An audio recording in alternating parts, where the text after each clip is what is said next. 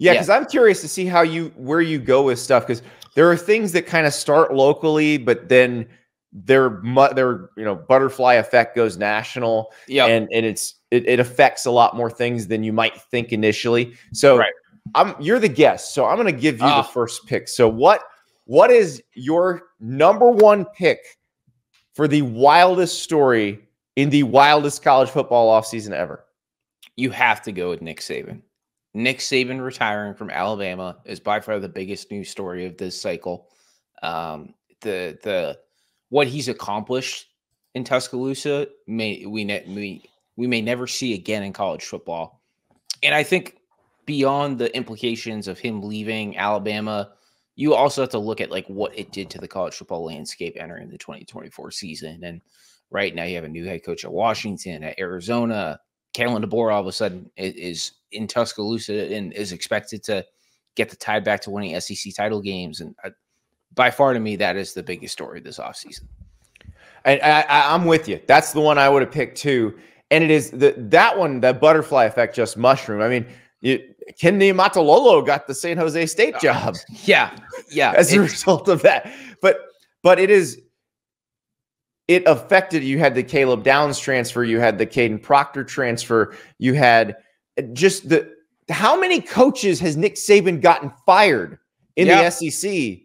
Like, who now will people be able to keep their jobs longer? I don't know. Maybe Kirby Smart just gets everybody fired now. But it feels like, because I spent so many years and like every offseason in the mailbag, you get the question, well, what happens after Nick Saban retires? And it was like, well, if you're LSU or Texas A&M or like, think about Mississippi State, they beat Saban's team in 2007, right? And they haven't beaten them since.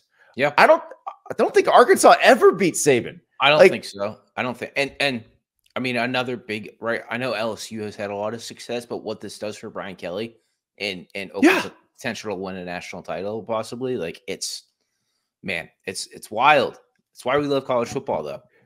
It is. And, I just like now what happens to Alabama too, because you've got, like, we've talked about their win total. We brought Tim Watts on and talked about that 9.5 win total, which is the lowest actually since 2016.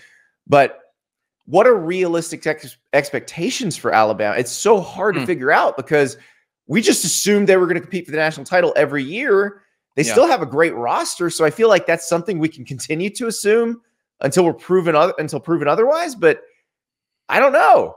Yeah, I mean, I know you and I are going to talk about this a lot in the coming weeks, but like, I think this 2024 season at Alabama is going to be defined by the 2-week period in April with the transfer portal. Because while you are correct that they still have a very talented roster, there's a few aspects of that roster that really have some holes that need filled that are going to have to be addressed. Yes, and the other piece of this, and I was talking about this with somebody yesterday, because for those who don't know, there is a rule in the SEC that says if you want to transfer to another SEC school from one to the other and play that next season, you have to do it in the winter window. You can't do it in the spring window. So that we think, and then the SEC folks kicked around the idea of repealing that last year. And they're like, no, we actually think it calms everything down, because they find that most SEC players want to play in the SEC, but there is a program shopping this post-spring that has some holes in the roster that is a place you'd go. Yes. That isn't in the SEC, and it's Michigan. And that brings me to my first pick, which is Jim Harbaugh leaving Michigan for the NFL. And it's interesting that we both went with two localized stories of a coach leaving a program instead of one of these big national rules things. But I also think this had a massive butterfly effect. I mean, Pete, just last week, we were still talking about guys following Jim Harbaugh to the Chargers. And I think what makes this so big is everything that happened beforehand. He just won the national title.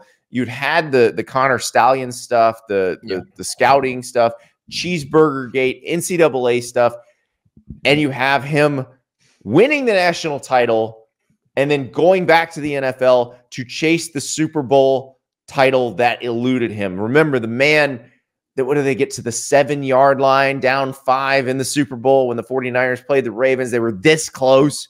Like, It's incredible. And it opens up all this strange stuff for Michigan. Now, you had Sharon Moore elevated to the head coaching job, but like you said, Michigan in the spring portal, probably the most prominent shopper. By far. And obviously the 30-day window that opened with Harbaugh leaving like just closed, and I was kind of reviewing the roster, and I mean, all the eyes are going to be on the quarterback position this spring, right? Does Alex Orji like rise to that? Does Sharon Moore kind of tap him as the starter entering fall camp, or does Michigan get really aggressive and try to go get someone in the portal? And what does that portal market look like at the quarterback position? I mean, past that, some really good talent returning on the defensive line, but talking to some people at Michigan too, right? You have Roman Wilson leaving. There's some questions at that wide receiver position too. And you think about the depth of the wide receiver talent in the SEC, and if some athlete down there wants to leave, I mean, I couldn't think of a better place to go. Not better place, but a place that is definitely going to need to add a wide receiver than Michigan. Yeah. Well, and that's the thing. It's one of those places that is attractive. They've put people in the NFL. You've seen transfers thrive there. I mean, Josiah Stewart, Drake Nugent, Ladarius Henderson last year, who popped in. Oluwatimi the year before, who popped in, had a great year at Michigan, and then, we see what happens next. But it is really interesting. And the Harbaugh piece of it, what will Sharon Moore do? I think we feel more confident in Sharon Moore as a game day coach because we got to see him be a game day coach for 4 games last year, including the Penn State game and the Ohio State game. Like, right. That's the interesting thing, because Ryan Day and Sharon Moore are the only people I can think of who are really in that situation. We've seen interims, I guess, Ed Orgeron when he was made the LSU head coach, but it is it's interesting when you see like a blue blood program get taken over by somebody on the staff, but you feel like you know what they are as a game day coach. Yeah, and the other thing that I think we have to give props to Sharon Moore for is, I mean, he locked down that roster in the last like 30 days, right? Keon Sabb's the only one that. Yeah, I mean, I know a lot of people pointing out the academic calendar, but if an athlete really wanted to leave Michigan, they probably would have found a way to leave. Yeah, because there are players on that roster who will be coveted by every single team in the country. Yes, like 100%. Kenneth Grant, I think is one of the best 5 players coming back in college football next year. Yep. And I'm sure I'm probably not speculating here. I'm sure he got tampered with. Oh, and he's staying. So as far as we know, but it sounds like he's very intent on staying. But I mean, this was huge. And it's one of those that, like, I remember in the moments after the national title game, and I asked Jim Harbaugh, after he did the seat at the big kids table speech, I said, "Do you want to add a Super Bowl to this?" And he's like, "Can I just enjoy this for a night?" But the problem is we already knew this was coming. Like, we knew this was going to happen, and then it was just a will he or won't he with the Chargers. But yeah, I mean, and the thing about this too, the last time we saw a guy win a national title and then leave for pro football was Howard Schnellenberger in the 80s, going from Miami to the USFL. It's just so like uncharted waters to an extent, and it's like it leaves so much uncertainty at Michigan. Not that Sharon Moore isn't capable, but obviously, like, what does the Big Ten look like, and does Michigan contend for their 4th Big Ten title in a row, or does Oregon come? I mean, so many intriguing headlines right now. In Ann Arbor and across the Big Ten entering 2024. You just gave me a thought, and it's your picks next, but I don't even know if we can include these as picks. I was thinking, you just reminded me. Oh, no. Texas, Oklahoma, Oregon, Washington, USC, UCLA entering their new conferences this offseason. I don't think that's news that popped. Like, we all knew that was coming, but right. That's another piece of this offseason. Like, it's crazy.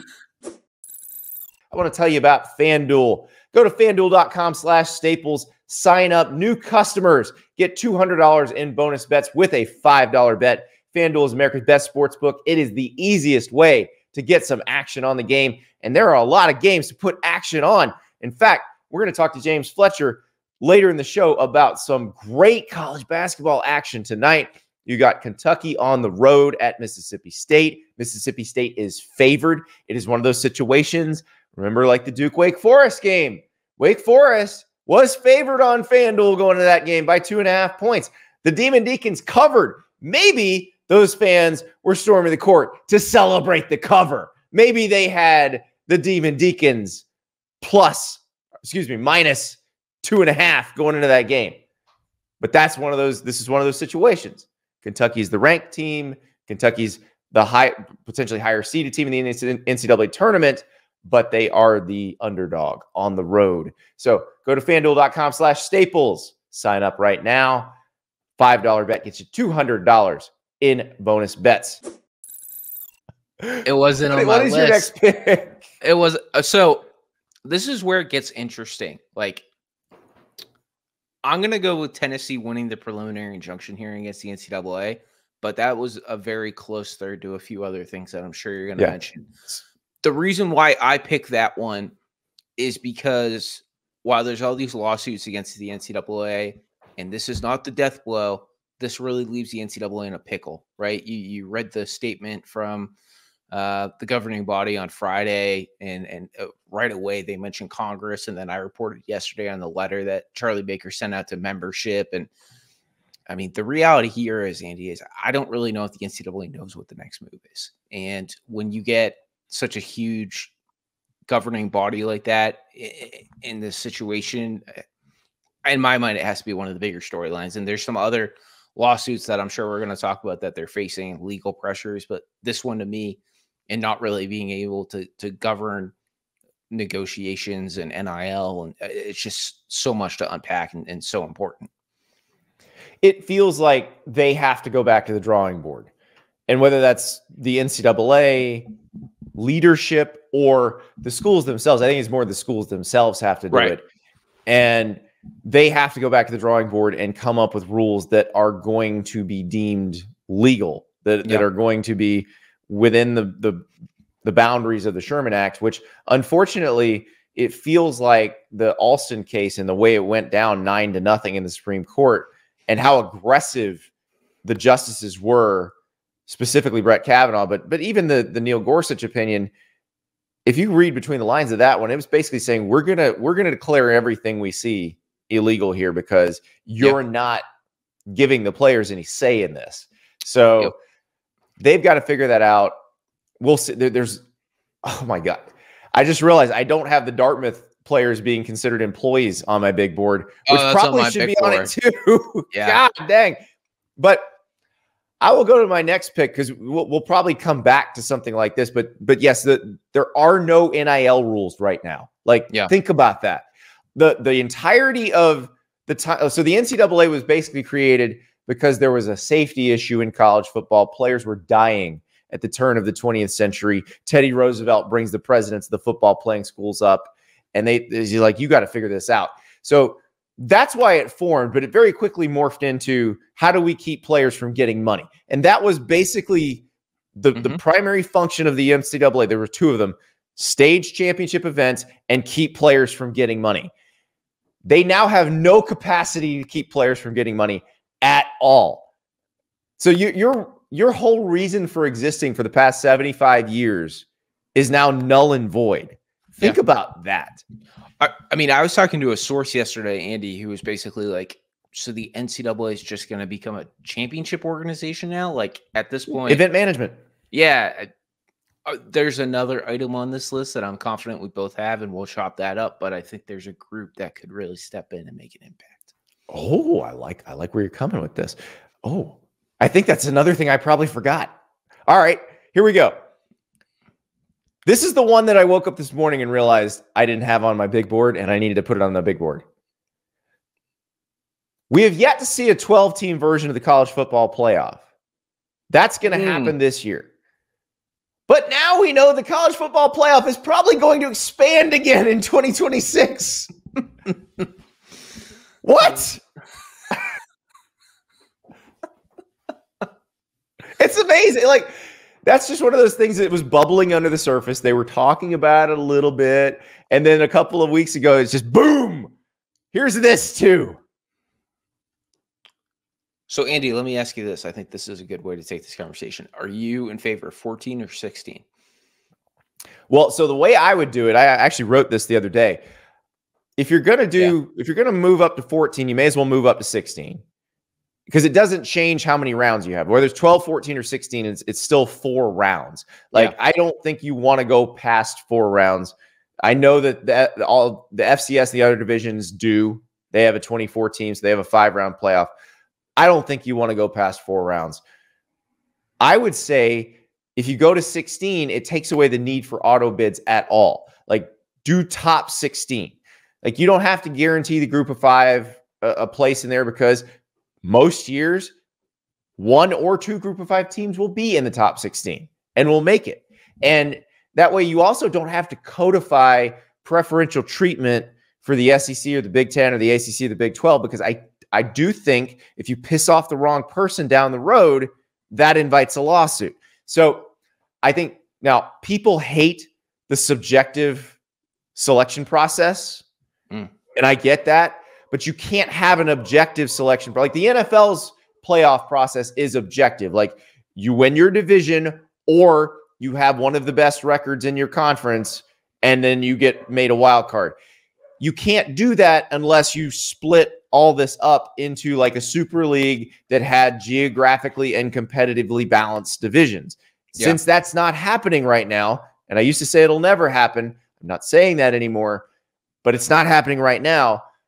I say lean into the subjectivity, which gives us something to talk about, gives everybody something to argue about. And also, if you are not considered if you're the one on the cut line who winds up being considered the 17th best team instead of the 16th best team, you really don't have a claim on the national title anyway. Thank you so much for watching. Just a reminder, subscribe to this channel right here so you never miss an episode of Andy Staples on 3. And oh, by the way, watch all the other great videos on the On3 Sports YouTube channel.